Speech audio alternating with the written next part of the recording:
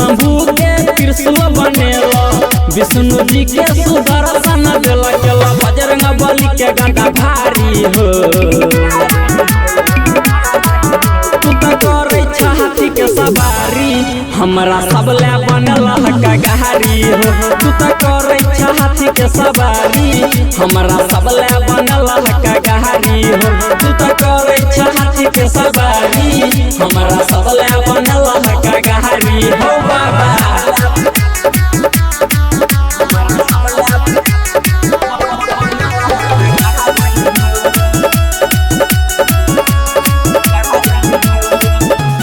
पुष्पक नामक विमान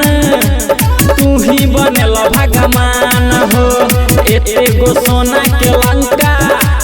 के केल तू निर्माण हो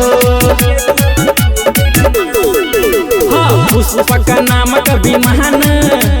तू ही बनल भगवान हो एते गो सोना के लंका के केल तू निर्माण हो दुर्गा माँ के तलवार बनेला सरस्वती माँ के बिना सजला कतौ देखलो नहीं हम कलाकारी हो तू तो करे हाथी के सवारी हमरा सबले बनला का गहरी हो तू तो करे हाथी के सवारी हमरा सबले बनला का गहरी हो तू तो करे हाथी के सवारी हमरा सबले बनला का गहरी हो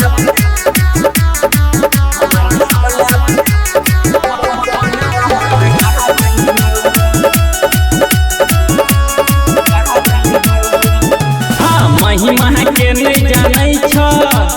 बच्चा बच्चा मानै छ लागा के ट्रोली पर डीजे देखना आई सब नाचै छ हो बाबा महिमा के नहीं जानै छ बच्चा बच्चा मानै छ लागा के ट्रोली पर डीजे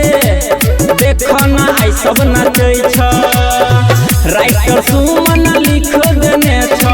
सरबन प्रेमी गाइबो कह छ तोरे पर छ ई दुनियादारी हो तू तो करे हाथी के सवारी हमरा सबले बनला का गहरी हो तू तो करे हाथी के सवारी हमरा सबले बनला का गहरी हो तू तो करे